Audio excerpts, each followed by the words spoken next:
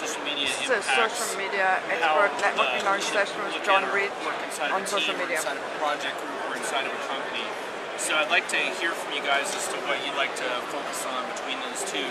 That'll help me to take my presentation and customize it for what we're going to be talking about.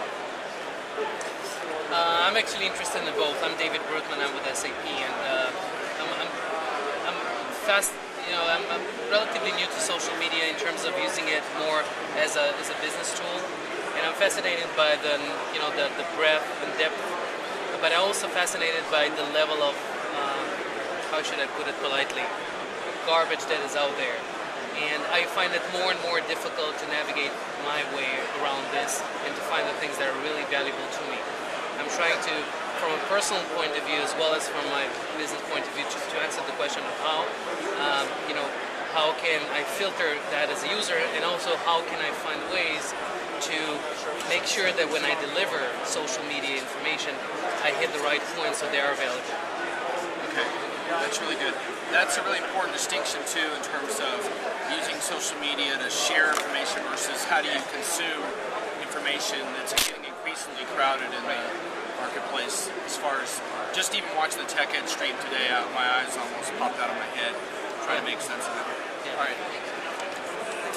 I have a request too. You mentioned, John, building a personal brand.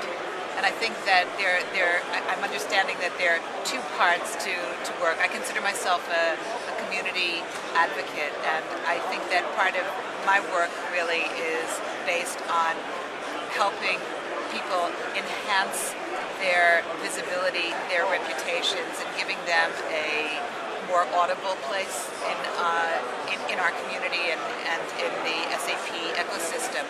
But you are a master of building a brand around a very granular set of topics, I should say, because it isn't just one, but you take granular topics and you build a brand around them. And I'd really like to know more about your skill building in that way. Okay. Okay.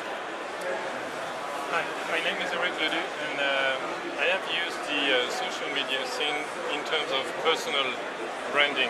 I used to be a social media padawan. I just looked on the ECN blogs, etc. I didn't do anything, didn't write anything. And thanks to Natasha, because I answered to an interview, I started participating. And one of the first things is the quality of the information I get is completely different when you start to exchange with the people as when you just read the news, when you read the blogs, etc. When you start to exchange, then you really have different new ideas, new comments, and you increase your knowledge about certain subjects. And the second thing is that it's my first time at SAPTechEd, and it's just incredible to see the number of faces I'm recognizing. People recognize me, even though they don't know I'm very tall. So there's something that's very interesting in terms of social media branding. You know more about your subjects, you know people already, and you participate. And it's a rolling ball. So that's the most interesting thing for me. Okay. And when you talk about your personal branding, are you trying to get a message out to folks around what you do? Like, how do you think of your personal brand at this point? What is it to you? In the beginning, it was not in terms of I'm the best on my subject, I can do many things, etc. Because I used to be part of the firm and I didn't have to sell anything. It was just in terms of having good information, because people knew that you could share some good information. So when I started to, for example, work on the beta of BI4, I blogged and I sent some messages, so I received some information, I exchanged, and I got the great opportunity to exchange with Ingo Hildefort, who is number one on the subject. And in the beginning I just used to read what he was writing, and in the end we exchange, and I'm sure that when I will meet him, we will exchange, so the relationship is quite different. And I don't feel like I'm cheating on him because I'm taking the information. I'm also participating in the thing. It's quite different. Okay. All right, so let me riff on a few of these topics, and then you can maybe chime in since Ryan just joined us, but you missed the last 5-10 minutes, so we'll pull you in a minute. All right, so I think the biggest problem I see with social media in general is I think that it's too often perceived as the first step in a process. It's actually one of the last steps. The first step is a process around identity. We have to know who we are, right? And then figure out what part of that identity we want to share.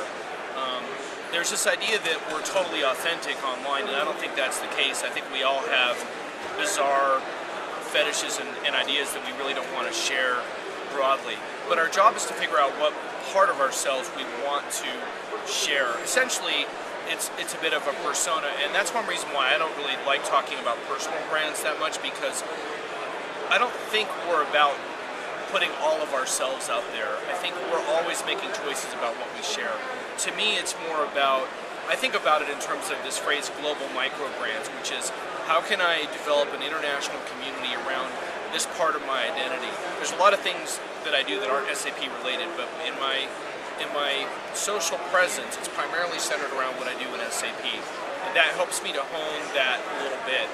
And if you don't know what your identity is that you're trying to get out there and engage with, and what's driving it, if you don't have a passion for it, then I think you're in a tough place. And that applies to companies and individuals, because people can see right through the broadcasting and sort of commercial shortcuts that people take in order to simply get the word out about stuff, and that's going to fall flat pretty quickly.